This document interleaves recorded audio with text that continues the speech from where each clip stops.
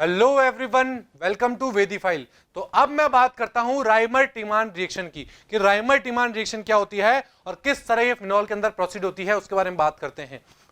इसके अंदर क्या होता है, when phenol is react with chloroform, जब फिनॉल की रिएक्शन क्लोरोफॉर्म के साथ कराई जाती है in the presence of base. Base कौन सा? एक्वस KOH ले लीजिए या फिर एक्वस NaOH ले लीजिए। जब इनकी प्रेजेंस में रिएक्शन कराई जाती है 340 केल्विन टेम्परेचर के ऊपर, तो हमें क्या मिलता है? हमें फाइनल प्रोडक्ट सैलिसिलिक एल्डिहाइड मिलता है, या मैं बोल दूं हाइड्रोक्सी बेंजाल्डिहाइड फॉर्म होता हुआ दिखता है। बात क्लियर है? अब क्या होती है रिएक्शन, उसके बारे में बात करते हैं। तो जनरल रिएक्शन हमारी क्या होती है, ये आप यहां पर फिनॉल देख पा रहे हैं। जब फिनॉल की रिएक्शन हम क्लोरोफॉर्म के साथ कराएंगे, क्लोरोफॉर्म क्या होता है बताइए? CHCl3 ये होता है हमारा क्लोरोफॉर्म। क्लोरोफॉर्म के साथ कराएंगे in the presence of base. Base यहां पे ले लिया हमने NaOH, मान लीजिए। NaOH के साथ जब रिएक्शन कराएंगे तो वहां हमें क्या फॉर्म होता हुआ दिखेगा बताइए? हमें वहां पर सैलिसिलिक एल्डिहाइड फॉर्म होता हुआ दिखेगा। दैट मींस ये प्रोडक्ट फॉर्म होता हुआ दिखेगा। अब बात आती है कि ये प्रोडक्ट हमारा फॉर्म कैसा हुआ, इसकी मैकेनिज्म क्या होती होगी, हम उसके बारे में बात करते हैं। तो मैकेनिज्म क्या होती है उसके बारे में बात करते हैं। देखिए, तो सबसे पहले क्या होता है, जो हमारा CHCl3 होता है उसकी रिएक्शन कराई जाती है NaOH के साथ। किसके साथ? NaOH के साथ उसकी रिएक्शन कराई जाती है। तो वहां से क्या होता है, जो एक H होता है CHCl3 में, वो हमारा बेस ले लेता है। दैट मींस वाटर मॉलिक्यूल वहां से बाहर निकाल देता है और किस चीज का फॉर्मेशन करता है बताइए? एक ट्राइक्लोरोकार्बन का फॉर्मेशन करता है। दैट मींस 3 Cl उस किससे लगे हुए होते हैं बताइए? एक C- से लगे हुए होते हैं। बात क्लियर है? फिर वहां से एक Cl अपने इलेक्ट्रॉन लेके बाहर निकल जाता है और क्या फॉर्म होता है? डाइक्लोरोकार्बीन का फॉर्मेशन होता है। किसका?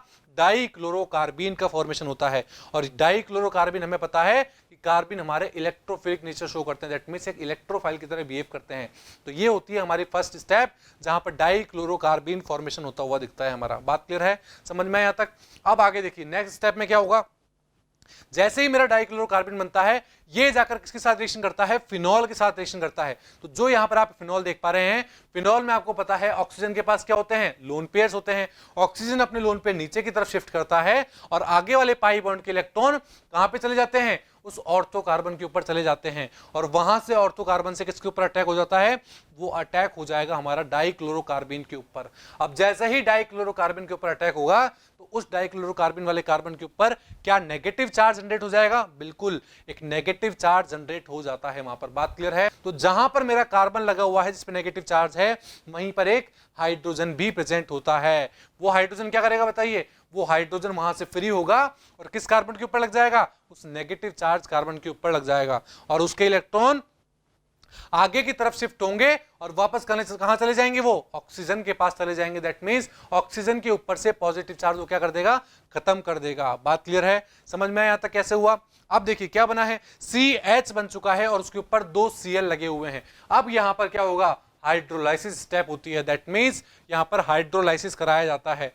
तो हम यहां पर एक H2 मॉलिक्यूल के साथ रिएक्शन कराएंगे तो एक Cl वहां से बाहर निकल जाएगा HCl के फॉर्म में और क्या बन जाएगा? वहां पर एक OH आके लग जाएगा। फिर एक H2 मॉलिक्यूल आएगा, वहां पर दूसरा OH लग जाएगा और एक वहां से Cl वापस बाहर निकल जाएगा। बात क्लियर है यहां तक? तो क्या देखा आपने यहां पर?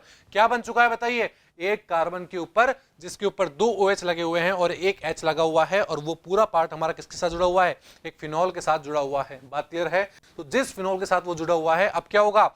जिस कार्बन के ऊपर 2 OH है, वहां से एक वाटर मॉलिक्यूल बाहर निकल जाएगा और जैसे ही वाटर मॉलिक्यूल वहां से बाहर निकलेगा तो क्या बन जाएगा? एक एल्डिहाइड ग्रुप बन जाएगा OH के ऑर्थो पोजीशन के ऊपर।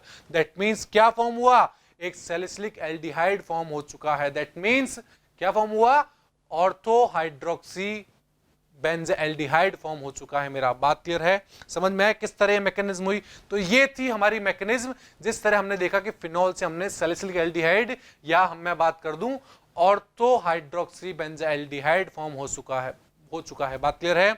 अगर मैं बात करूं यहां पर क्लोरोफॉर्म ना लेके, इफ CCl4 इज यूज्ड, क्या बोला मैंने? अगर हम यहां पर क्लोरोफॉर्म ना लेते, CCl4 का यूज करते, तो वहां पर हमें सैलिसिलिक एसिड फॉर्म होता हुआ दिखता। That means ortho hydroxy benzoic acid का फॉर्मेशन होता हुआ दिखता है यहां पर।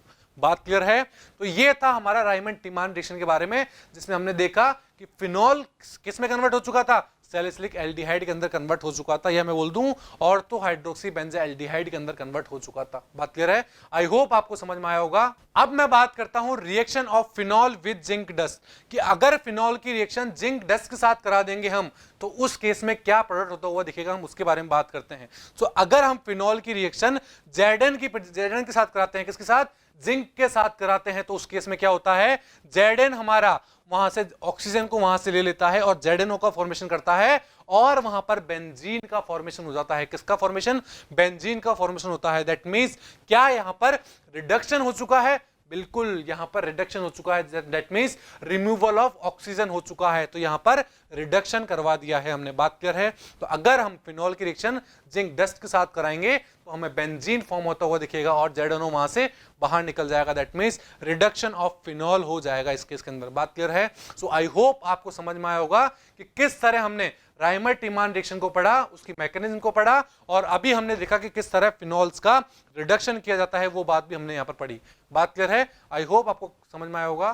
Thank you.